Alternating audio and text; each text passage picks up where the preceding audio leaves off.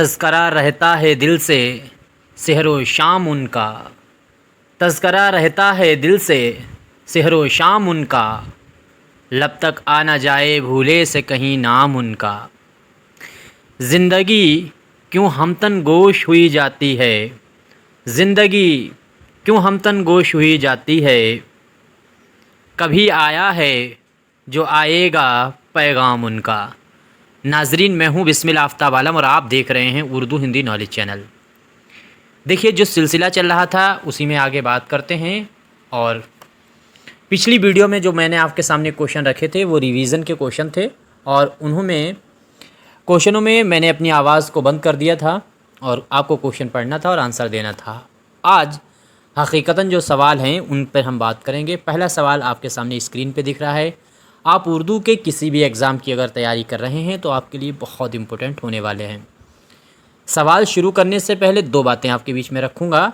एक बात तो ये है कि LT ग्रेड जो है उसका फर्स्ट पेपर के जो क्वेश्चन आते हैं, जैसे कहते हैं जनरल क्वेश्चन, 30 क्वेश्चन जो आएंगे, उसकी वीडियो मैंने बना के रखी हुई हैं और प्लेलिस्ट में जा कर के GK GS करके आप देख सकते हैं। उसका LT ग्रेड नाम करके सर्च करके देखेंगे। और राजस्थान में अगर जिसने भी TGT PGT का एग्ज़ाम देने के लिए डाला हुआ है फॉर्म अपना, तो उनका भी जो फर्स्ट पेपर है, उर्दू तो सभी पढ़ाते हैं, तो उर्दू के साथ साथ फर्स्ट पेपर की भी तैयारी आपको कराई जाएगी। राजस्थान का भी पूरा सिलेबस मैं आपके सामने कंप्लीट करूँगा और ये सारी चीज़ें आपके लिए फ्री हैं, आप देख सकते हैं। वीडियो पूरी देखने के बाद अच्छे क्वेश्चन लगें तो लाइक कर सकते हैं, क्वेश्चन अच्छे नहीं लगते हैं तो डिसलाइक कर सकते हैं। पहला सवाल है, नज़्म की जमा क्या होगी? यानी नज़्म जो है वो वाहिद लफ्ज़ है, इसकी जमा अगर आपसे पूछा जाए बहुवचन इसका क्या होगा? उम्मीद करता हूँ सभी का आंसर सही होना चाहिए। देखो, मंजूमात आपको याद रखना चाहिए। जिस तरह से मस्जिद होता है तो उसका कहीं कहीं जो है जमा उसकी मसाजिद बता दी जाती है। इसी तरह से आपको ये जो एक चीज़ और याद रखिए, ये LT ग्रेड है और UP TGT का जो एग्ज़ाम है उसमें ये चैप्टर शामिल किया गया है कि आपसे वाहिद और जमा जो है वो पूछी जाएगी। तो उम्मीद करता हूँ ये आंसर सभी का सही हुआ होगा। अच्छा, ए वाला ऑप्शन जो आपको दिख रहा है मंजूम, तो मंजूम क्या होता है? दरअसल जो नज़्म के फॉर्म में जो भी चीज़ लिखी जाएगी जिसमें बहर वज़न होता है वो सभी चीज़ मंजूम ही कहलाएगी। ये चीज़ आपको याद रखना है। अगला सवाल है, कुछ मुतफरिक सवाल हैं जिनकी मैं आपके सामने बात कर देता हूँ। और देखिए, इसी माह में जो कोलकाता है उसका भी एग्ज़ाम होने वाला है, उसके लिए भी बहुत अहम क्वेश्चन ये होने वाले हैं। इब्तदा में मरसिया किस हैयत में लिखे गए? तो शुरुआत में मरसिया किस हैयत में लिखे गए, थोड़ा सा सवाल पर गौर कीजिएगा। उम्मीद करता हूँ दो ऑप्शन आपको दिए जाएंगे और दोनों में से एक ऑप्शन आपको चुनना होगा। कोई दोनों में से एक ही ऑप्शन दिया जाएगा। या तो आपके सामने ऑप्शन दिया जाएगा कसीदा, याद रखिएगा कसीदा जो है उसी वाली हैयत में, यानी पहला मिसरा जो है गैर मुतफरिक और गैर काफ़िया होगा और उसी के साथ में दूसरा जो मिसरा होगा वो काफ़िया, यानी गज़ल की जो टेक्निक है, हैयत है, उस हैयत में या तो शुरू में मरसिया लिखे जाते थे और फिर या फिर कसीदा, क्योंकि कसीदे से ही गज़ल निकली है। तो कसीदे का अगर ऑप्शन नहीं है तो आप गज़ल वाले ऑप्शन को लगाएंगे। ये चीज़ आपको किसी भी कीमत पे भूलनी नहीं है, आप किसी भी उर्दू के एग्ज़ाम की अगर तैयारी कर रहे हैं। दूसरी चीज़, मुसद्दस जो है ये तो सौदा के बाद में लिखना शुरू हुआ है, सौदा से मुसद्दस में लिखने शुरू हुए थे मरसिया। अगला सवाल है कि हसरत मोहानी का कलाम कितने दीवानों पर मुश्तमिल है? तो कुल मिलाकर के उनके कितने दीवान जो हैं वो माने गए हैं? और उम्मीद करता हूँ सभी का आंसर सही होगा और इसमें आंसर जिसने बच्चे ने दिया होगा ए, यानी 13 दीवानों पर मुश्तमिल है। ये किसी भी कीमत पर आपको नहीं भूलना है। सभी लोग अपने क्वेश्चनों को देखिएगा और जिनके क्वेश्चन गलत होते हैं उनको अपने पास नोट करना चाहिए। देखिए, ये सारे क्वेश्चन आपको मेरी बुक शाहीन में मिल जाएंगे। शाहीन को आप ख़रीद सकते हैं और शाहीन जो है आपकी मर्ज़ी है, दिल चाहे ख़रीदे दिल चाहे ना ख़रीदे, लेकिन मेरे ख़्याल से UP के जो एग्ज़ाम हैं या जो वनडे एग्ज़ाम जो भी हैं ऑब्जेक्टिव, उनके लिए बहुत इंपॉर्टेंट होने वाली है। इसमें 2000 MCQ भी दिए गए हैं। इस बुक को आप ले सकते हैं, स्क्रीन पे इसका नंबर आपको दिख रहा है। लेकिन मेरा नज़रिया वही है कि अच्छा लगे तो लीजिए, अच्छा लगे ना लीजिए। बहुत अच्छे मतलब जो है इसकी रीडिंग आ रही है और बहुत अच्छी तरीके से इसकी बिक्री हो रही है। इसी तरह से वीडियो भी अच्छा लगे तो लाइक कीजिए, नहीं अच्छा लगता कोई बात नहीं। अगला सवाल देखिए, मदह लफ्ज़ की जो ज़िद है वो क्या होगी। ये लफ्ज़ जो है इसकी ज़िद आपको हर हाल में याद रखना चाहिए। ज़िद का मतलब होता है उल्टा, यानी उल्टा क्या, जैसे सुबह है तो उसकी ज़िद में जो है शाम हो जाएगी, रात है तो दिन हो जाएगा। तो मदह मतलब आपको मालूम ही है, उसका क्या नाम तारीफ़ होती है, तो फिर इसमें आंसर आपका ए ही सही होगा। ज़म आपको याद रखना है, इसका उल्टा होने वाला है। इसके बाद में अगला सवाल है, सवाल है हाँ जिन लोगों के मुल्क में ये सब ज़ेरे ये मिसरा है और शेर मुकम्मल करना है कि जिन लोगों के मुल्क ये सब ज़ेरे नगी था, तो इसमें आंसर आपका क्या सही होगा। शेर इसको नोट कर लीजिएगा, चूँकि आ चुका है एग्ज़ाम में, तो कहीं रिपीट ना कर दें, तो इसलिए आपको हर हाल में याद ही रहना चाहिए क्या होना चाहिए इसमें। तो आपका आंसर सही होगा बी, जिसने भी दिया होगा बी उसका आंसर सही है। नाम आज कोई यहाँ नहीं लेता है उन्हों का, यह आंसर आपका बी सही होने वाला है। अगला सवाल है, दामनी यूसुफ फैज़ की लिखी हुई किताब की सिनफ़ी हैसियत क्या है।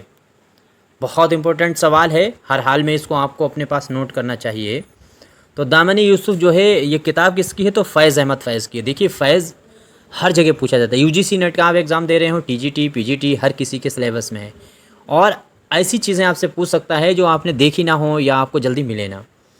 जैसे हार्ट अटैक मैंने बताई थी, इसकी नज़म आपको हर हाल में याद रखनी चाहिए फ़ैज़ की। या फिर क्वारंटाइन अफसाना किसका है, यह हर हाल में आपको याद रखना चाहिए, बेदी का था। इस तरह की चीज़ें पूछते हैं जो चलन में नहीं रहती हैं।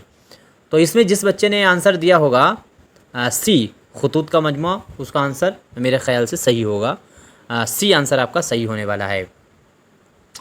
अगला सवाल है, नज़र सौदा और नज़र गालिब, ये दोनों नज़में हैं, नज़र सौदा और नज़र गालिब, यहाँ से आपको नोट कर लेना चाहिए दोनों को। तो दोनों नज़में लिखी हुई किसकी हैं। उम्मीद करता हूँ सभी का आंसर सही हुआ होगा और फटाफट जवाब देने की कोशिश कीजिए। देखिए, अगर क्वेश्चन मैंने कहा था अच्छे लगते हैं तो लाइक करना चाहिए, नहीं तो डिसलाइक कर देना चाहिए। और इसी तरह के वीडियो हासिल करने के लिए आप जो है वो चैनल को सब्सक्राइब कर सकते हैं, चैनल से जुड़ सकते हैं और साथियों को शेयर कर सकते हैं जो उर्दू की किसी भी एग्ज़ाम की तैयारी कर रहे हैं। जीके जीएस वाले की तैयारी ज़रूर करना चाहिए चैनल पे, उसको भी मैं इसी तरह से उर्दू की तरह तैयार करा रहा हूँ, ताकि आपको कम जो है वक्त में तमाम अच्छी चीज़ें आप तक पहुँच जाएँ। देखिए, ये भी नज़में जो दोनों हैं वो फ़ैज़ अहमद फ़ैज़ की हैं, जिसने आंसर दिया होगा डी उसका आंसर सही है। इसके बाद में अगला सवाल है, फ़ैज़ अहमद फ़ैज़ के नाम से एक सन मनाया गया था जिसको स्पेशल डे कहते हैं, स्पेशल फ़ैज़ डे, यानी फ़ैज़ के नाम पे यौम फ़ैज़ के तौर पे कौन से साल को मनाया गया था। उम्मीद करता हूँ सभी का आंसर सही होना चाहिए और ये होगा 2011, कराची पाकिस्तान वगैरह में इसको मनाया गया था। तो फ़ैज़ जो हैं वो हर जगह शामिल हैं सिलेबस में, तो हो सकता है कहीं इस तरीके की चीज़ें ना पूछ लें। अभी एक ये सवाल और भी है जो इससे पहले पूछ चुके हैं इसके बारे में, और ट्रेंडिंग में ये सवाल है, तो आपसे पूछ सकता है ज़िंदा रूद, तो ज़िंदा रूद किसकी सवाने उम्री है। देखिए, दो तरह के यहाँ पे सवाल हो सकते हैं कि ज़िंदा रूद जो है वो किसकी लिखी हुई नज़म है, ये किसकी लिखी हुई तसनीफ़ है, तो ये सवाल अलग हो जाएगा, और किसकी सवाने उम्री है तो यह सवाल अलग हो जाएगा। अल्लामा इकबाल के बेटे हैं जावेद इकबाल की तसनीफ़ पूछी जाए किसकी है तो आंसर आपका होगा जावेद इकबाल, लेकिन किसकी इसमें सवाने है तो आपका आंसर हो जाएगा इकबाल। तो जिस बच्चे का आंसर होगा बी उसका आंसर एकदम राइट है, बी आंसर सही होने वाला है। ज़िंदा रूद जो है वो सवाने लिखी गई है, किसकी लिखी गई है तो इकबाल की लिखी गई, उनके बेटे ने लिखी है। अगला सवाल है कि दर्ज झेल में से कौन सा शायर तहरीफ निगारी के लिए जाना जाता है। देखिए, बच्चों के कमेंट आए हैं कि एक्सप्लेन कर दीजिए, थोड़ा सा एक्सप्लेन कर ही देता हूँ, मैं भूल गया था, ऐसे ही क्वेश्चन में कराने लगा। यहाँ से देखिए, उर्दू में आपसे पूछा जाता है कि तंज़ो मज़ा है वो कहाँ से आया है, तो हुजू निगारी को आप जानते हैं कि हुजू निगारी ऐसी चीज़ है जिससे उर्दू शायरी है या फिर नस्र है, उसमें तंज़ को पैदा किया गया है और तंज़ से मज़ा पैदा किया गया है। तो हुजू आपका आंसर सही होना चाहिए था। अब तहरीफ निगारी दरअसल क्या चीज़ है, इस चीज़ को आपको अच्छे से समझ लेना चाहिए। तो अब आंसर इसमें आपका सही क्या होगा, इसमें होगा हिज्र। ये भी एक शायर हैं और जो तहरीफ निगारी के लिए ही जाने जाते हैं। तो जो पैरोडी होती है दरअसल उसी को तहरीफ निगारी कहते हैं। अब पैरोडी तो आप जानते हैं, पैरोडी लफ्ज़ जो है वो अंग्रेज़ी का है, तो उसी पैरोडी लफ्ज़ को जो है वो तहरीफ निगारी में बदल दिया गया है। दरअसल होता क्या है कि किसी भी शायर का लिखा हुआ कलाम जब कोई दूसरा शायर उसी ज़मीन उसी बहर में मज़ाहिया अंदाज़ में पेश करता है तो वो हो जाता है पैरोडी। जैसे लाहौर का जोग्राफिया है तो उसको लिख दिया गया है पंजाब का जोग्राफिया के नाम से, या और भी इसी तरह की तसानीफ़ें हैं। इसी तरह से एक और सवाल जो है वो हो सकता है आपसे पूछ लिया जाए, अभी तक बहरहाल मेरी नज़र में तो नहीं पूछा गया। वो नाम आपको याद रखना है कि जो इकबाल की नज़म है, हर हाल में आपको याद रहना चाहिए, और उस नज़म का है शिकबा। इकबाल की नज़म है शिकबा, जो आपको किसी भी कीमत पे नहीं भूलना चाहिए। उसकी भी तहरीफ़ की गई थी। किसने की थी? तो जाफ़री ने की थी। सैयद मोहम्मद जाफ़री हैं जो बहुत बड़े जो है तहरीफ़ निगार हैं। नाम आपको याद रखना चाहिए, सैयद मोहम्मद जाफ़री। ये क्या है? ये तहरीफ़ निगार हैं, यानी पैरोडी करते हैं, और इन्होंने इकबाल की नज़म शिकबा की पैरोडी की है। ये किसी भी कीमत पे आपको नहीं भूलना है। उम्मीद करता हूँ सभी को याद रहेगा। इसके बाद में अगला सवाल देखिए, सवाल है चोर और खुदा किसकी हुई लिखी हुई नज़म है। तो चोर और खुदा ये आपको हर हाल में याद रहना चाहिए। देखिए ये लिखी हुई हैं राजा मेहंदी अली ख़ान की। राजा मेहंदी अली ख़ान को आपको हर हाल में याद रखना चाहिए। देखिए आपको लगता होगा ये नया नाम है, नया बिल्कुल भी नहीं है। राजा मेहंदी अली ख़ान साहिर लुधियानवी और मजरू सुल्तानपुरी के फ्रेंड थे, और फिल्मों में इन्होंने बहुत सारे गाने लिखे हैं। आई थिंक 2500 गाने लिखे हैं राजा मेहंदी अली ख़ान ने, और बहुत टाप के। ये गाना आपने सुना होगा लता मंगेशकर का, अगर मुझसे मोहब्बत है तो सारे गम मुझे अपने गम दे दो, वो हर एक आंसू जो तुम्हें दुख दे मुझे मेरी कसम दे दो। यह राजा मेहंदी अली ख़ान का लिखा हुआ है। तो राजा मेहंदी अली ख़ान के बारे में आपको इतनी चीज़ें हैं। इसके बाद में है इनकी जो ये लिखी हुई नज़म है, इसके बाद में मुलाकात नाम की भी इन्होंने एक नज़म लिखी थी राजा मेहंदी अली ख़ान ने, जो उर्दू अदब में शामिल है। उनकी बात करते हैं, मूवियों में तो बहुत इसने काम किया है। इसके बाद में है अजी पहले आप, ये भी लिखी हुई नज़म अगर पूछा जाता है तो वो राजा मेहंदी अली ख़ान की है। मैं बहुत आहिस्ता से बताता हूँ ताकि आप नोट भी कर पाएँ और आप बहुत अच्छे से इसको तैयार कर पाएँ। आगे देखिए, तहरीफ़ निगारी दरअसल किस चीज़ का नाम है। तो ये तो मैंने अभी एक्सप्लेन में आपके सामने बता ही दिया था, और ये अब किसी बच्चे का गलत हो ही नहीं सकता और होना भी नहीं चाहिए। तो ये उर्दू में मज़ा निगारी के लिए आई है। मैंने कहा था हुजू, और हुजू निगारी, हुजू गोई, उससे मज़ा पैदा किया गया। फिर ज़राफ़त के लिहाज से मतलब जो है काम एक गालिब ने शुरू कर दिया अपने ख़तों के ज़रिए, उसके बाद में अकबर इलाहाबादी ने शुरू किया, और फिर इन दोनों के बाद में अवध पंच ने बचा खुचा काम शुरू कर दिया। अवध पंच के बाद ये मैं सिस्टमेटिक इसलिए बता रहा हूँ कि मेंस अगर आपको लिखना पड़े और आपसे तहरीफ़ निगारी पर मजमून पूछ लिया जाए तो आप बहुत आसानी से लिख सकते हैं। तो अवध पंच, और अवध पंच के बाद में आप फसाना आज़ाद को लिख सकते हैं, जिसमें तंज़ो मज़ाह का बयान हुआ, और उसके बाद एक लंबी लिस्ट है, रशीद अहमद सिद्दीकी, पतरस बुखारी, कन्हैया लाल कपूर, ये तमाम लंबी एक लाइन है। बंदा नवाज़ गेसू दराज किस सन में दिल्ली से गुलबर्गा पहुँचे थे? बहुत ही अहम, बहुत ही इम्पॉर्टेंट सवाल है, और ये भी आपको हर हाल में आना चाहिए। उम्मीद करता हूँ सभी का आंसर सही होना चाहिए। जैसे एक सवाल बनता रहता है कि दक्कन से वली दक्कनी ने दिल्ली का सफ़र कब किया था। अब इसी तरह से बंदा नवाज़ गेसू दराज ने दिल्ली में इनके बहुत सारे शागिर्द थे बंदा नवाज़ गेसू दराज के, जिनके बारे में आप लोगों को मालूम होना चाहिए। तो इन्होंने गुलबर्गा से इन्होंने जो है सफ़र किया था। अच्छा, किस सन में किया है? तो दिल्ली से 1399 में किया है। ये बात आपको हर हाल में याद रहे। मेराजुल आशिकीन है, तवातुल वजूद है, शिकारनामा है, तमाम इनकी तसानीफ़ें हैं जो आपको मेरी बुक शाहीन में इसके बारे में सारी चीज़ें मिल ही जाएंगी। आगे दर्ज झेल में से किसका उसलूब मुकफ़ा है?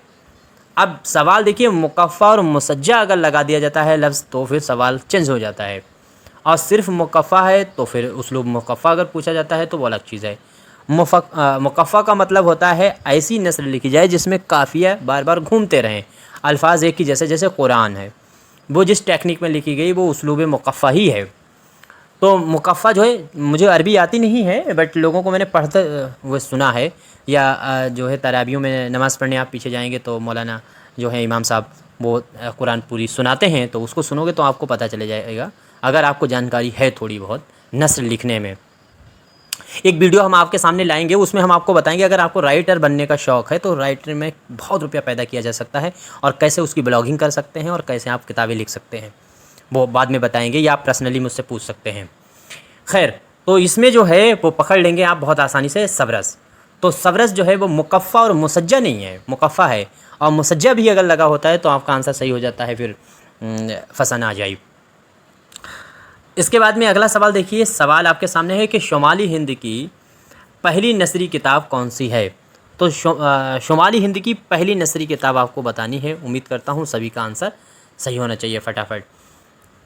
तो इसमें जो पहली नसरी किताब आपसे पूछी गई है वो आंसर आपका सही होगा डी। जिस भी बच्चे ने दिया होगा डी आंसर उसका एकदम राइट होने वाला है। देखिए 1731 आपको सन याद रखना चाहिए, 1731 जो है नूरुल हसन नकवी के मुताबिक इस किताब को मुकम्मल किया गया है।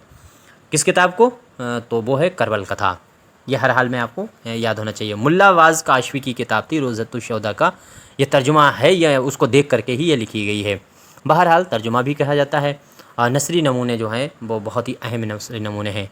और इसके बाद यानी ये करबल कथा के बाद जो सबसे अहम नसरी नमूना हमको मिलता है वो शुमाली हिंद में मिलता है हमें, मरासी इसका लिखा हुआ जो है सौदा का।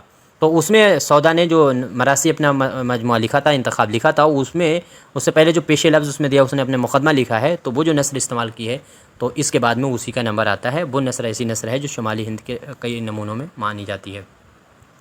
अब ये सवाल देखिए, सवाल है कि मीर तक़ी मीर की मसनबी है शोला इश्क को किसने उर्दू नस्र में मुंतकिल किया है।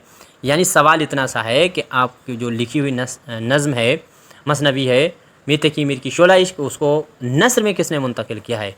ये बात आज तक कोई साबित नहीं कर पाया, कोई माइकल साबित नहीं कर पाया कि किसने किया है। लेकिन हमारे प्रोफेसर जो बैठे हुए हैं या पेपर बनाते हैं उनके दिमाग की उपज कह सकते हैं, और वो तो जिल्ले इलाही हैं, कुछ भी कर सकते हैं। और मैं तो कहता हूँ जितने उर्दू के प्रोफेसर हैं जो पेपर बनाते हैं, इनकी नाम और इनका शक्ल एक बार ज़रूर दिखाना चाहिए समाज को, कि पेपर हो जाने के बाद में कम से कम सरकार को इतना कर देना चाहिए कि इनकी शक्ल बाद में ज़रूर अखबार में छपनी चाहिए कि ये वो महान विभूतियाँ हैं जो करोड़ों साल के बाद पैदा हुई दुनिया के अंदर, और फिर उसके बाद इन्होंने ये महान काम उर्दू में किया है कि 50, 60, 70, 80 सवाल बनाते हैं, उसमें 10-15 इनसे गलत हो जाते हैं। क्या कह सकते हैं, पान चबाते रहते हैं, गुटखा चबाते रहते हैं, पेचर पचर थूकते रहते हैं बैठ के ऑफिस के अंदर, और शोषण करते रहते हैं। मुझे पता चल जाएगा इनका जिस दिन भी नाम, इनका फ़ोटो और डिटेल चाहे कुछ भी हो जाए, हम ज़रूर इनका यूट्यूब पर दिखाना शुरू कर देंगे। तो इन्होंने सौदा को माना हुआ है, मेरा खून खौल जाता है इनको देख करके। सौदा को माना क्योंकि ये अपडेट नहीं रहते हैं, हज़ारों की तादाद में इनकी गलतियाँ मिलेंगी। आप NCERT उठा करके देख लीजिए, उसी की में ये जाहिलत के तौर पे मानेंगे सही, और उसमें बेशुमार गलतियाँ हैं। मतलब इतनी गलतियाँ हैं कि शायद ही किसी किताब में इतनी गलतियाँ हों, कि मतलब कुछ पता ही नहीं। कोई अगर 1803 में पैदा है तो उसका आगे ऑब्लिक लगाकर 1835 भी लिख देंगे, मतलब उसका पता नहीं कि इसमें पैदा हुआ कि ये 35 साल बाद भी पैदा हुआ है। ऐसे सैकड़ों उसमें डेट मिलेंगे। तो अब यहाँ पे सौदा को सही माना है और ये सवाल पूछा जा चुका है, जबकि साफ साफ नूरुल हसन नकवी ने भी लिखा है और कई लोगों ने लिखा है कि आज तक इसे किसी ने साबित ही नहीं कर पाया किसने किया है। खैर, इस पर हम ना उलझ करके आगे बढ़ते हैं। आगे है शाह अब्दुल कादिर के वालिद का नाम क्या था। ये थोड़ा सा आप इस पर गौर कर लीजिए और इसको हो सके तो अपने पास नोट कीजिए। तो इसमें आपका नाम जो सही रहेगा वो शाह वलीउल्लाह। देखिए शाह वलीउल्लाह जो हैं, इन साहब के 2 बेटे हैं। कौन कौन से बेटे हैं? रफ़ीउद्दीन है और एक और इनके बेटे थे, रफ़ीउद्दीन इनका एक है और अब्दुल कादिर। आपको याद रखना है शाह अब्दुल कादिर जो हैं वो इनके बेटे हैं। तो शाह अब्दुल कादिर और रफ़ीउद्दीन ये दोनों बेटे किसके हैं? तो शाह वलीउल्लाह के हैं। याद रखिएगा, दोनों बहुत होनहार हैं और दोनों ने कुरान जो है उसका उर्दू में तर्जुमा किया था। अब इसमें अगर आपसे पूछा जाता है कि रफ़ीउद्दीन ने जो कुरान का तर्जुमा किया था वो 1786 में किया था, और अब्दुल कादिर जो हैं इन्होंने जो कुरान का तर्जुमा किया था वो 1790 में किया था। इस तरह से आपको याद रखना है। आगे है दर्ज झेल में से किसका उसलूब रंगीन और मुकफ़ा है। तो रंगीन और मुकफ़ा, देखिए यहाँ पर भी मुसज्जा नहीं आया है, तो उसलूब रंगीन और मुकफ़ा ये बहुत टेक्निकल सवाल है। तो रंगीन और मुकफ़ा किसका है, तो ये आंसर आपका सही होगा। 9 तर्ज मुरस्सा आपको याद रखना तहसीन की किताब, उसमें आपको सही आंसर होगा। और सिर्फ मुकफ़ा हो जाता तो सबरस हो जाती, मुकफ़ा मुसज्जा हो जाता तो फसाना अजाइब हो जाती। आंसर देखिए एक बार फिर से मैं क्लियर करता हूँ, मैं पूरी कोशिश करता हूँ ताकि आपके पास कोई इन्फॉर्मेशन गलत ना पहुँच पाए, लेकिन उसके बावजूद गलतियाँ होती हैं तो ज़रूर बताइएगा, मैं आपका बेहद शुक्रगुज़ार रहूँगा। और एक आध गलतियाँ जो आपने बताई हैं वो किताब में मैंने सही करवा दी गई हैं और किताब एकदम बिल्कुल सही कर दी गई है। तो अगर आपसे सिर्फ मुकफ़ा पूछा जाए कि किसका उसलूब है तो सबरस का है, मुकफ़ा मुसज्जा किसका है तो फसाना अजाइब का है, और उसलूब रंगीन और मुकफ़ा किसका है तो वो है 9 तर्ज मुरस्सा। इस तरह से आपको सवाल को जस्टिफाई करना चाहिए। इसके बाद में अगले सवाल पे हम लोग पहुँचते हैं और सवाल है अता हुसैन तहसीन दर्ज झेल में से किसके दरबार से वाबस्ता थे। तो किसके दरबार से वाबस्ता थे ये आपको बताना है। उम्मीद करता हूँ सभी का आंसर सही होगा। बहुत अच्छा सवाल है और ये भी सवाल थोड़ा सा ऐसा है जो आसानी से तो नहीं बताया जा सकता है, बाकी आपको मालूम हो तो अलग बात है।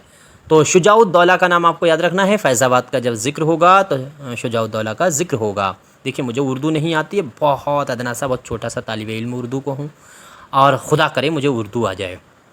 अब इसके बाद में अगला सवाल देखिए, यहाँ पे आंसर उम्मीद करता हूँ सभी का सही हुआ होगा। अगला सवाल है कि इंजील का उर्दू में तर्जुमा किस सन में हुआ था। इंजील का जो बाइबिल है उसका उर्दू में तर्जुमा कब हुआ था। देखिए यहीं तक सवालों पर हम बात करते हैं और स्क्रीन पर आपको जो बुक दिख रही है उस बुक को ख़रीद करके आप बहुत अच्छी तैयारी कर सकते हैं उर्दू की। राजस्थान के जो जीके जीएस का पेपर है उसका आप राजस्थान जीके जीएस के नाम से मैंने प्लेलिस्ट बनाई है, वहाँ से आप जा कर के तैयार कर सकते हैं। और यूपी का जो एलटी ग्रेड है, जीआईसी का जो पेपर होगा उसमें जो जीके जीएस के क्वेश्चन होंगे उसकी भी सीरीज़ में चला रहा हूँ, वो भी आप देख सकते हैं। यानी कुल मिलाकर आपको कहीं जाने की ज़रूरत नहीं है, सही से अगर आप लग गए तो आपका काम हो जाएगा। आंसर आपका सही होगा 1748। 1748 जो है इसमें आंसर सही है, आंसर नंबर बी आपका सही होने वाला है। दूसरी चीज़ आपको याद रखना चाहिए, देखिए फोर्ट विलियम कॉलेज की जब भूमिका तैयार हो रही थी तब ये सारे काम इंजील का तर्जुमा है, कुरान का भी पीछे पढ़ रहे थे उसका तर्जुमा है, ये सब फोर्ट विलियम कॉलेज से। अमूमन हम लोग जानते हैं कि फोर्ट विलियम कॉलेज ने तर्जुमा कराने का काम किया, लेकिन उससे पहले देखिए क्या बहुत काम हो चुका था, लेकिन मजहबी ज़्यादातर किताबों का तर्जुमा हुआ था। उसके बाद में 1783 के अंदर जो है वो गिलक्रिस्ट हिंदुस्तान आए और 1783 में गिलक्रिस्ट हिंदुस्तान आए और गिलक्रिस्ट ने ही इसका आकर के काम को आगे बढ़ाया था फोर्ट विलियम कॉलेज के। ठीक है, अब यहाँ तक कोई क्वेश्चन अगर गलत हुआ है तो ज़रूर बताइएगा। आपका कोई भी मशवरा है कमेंट कर सकते हैं, बगैर स्किप किए हुए वीडियो देखा कीजिए, धैर्य बना कर करिए। इन्नल्लाह मास साबिरीन, खुदा सिर्फ सब्र करने वालों के साथ में है। बहुत सब्र के साथ देखिए और आराम से टेंशन फ्री होकर के तैयारी कीजिए।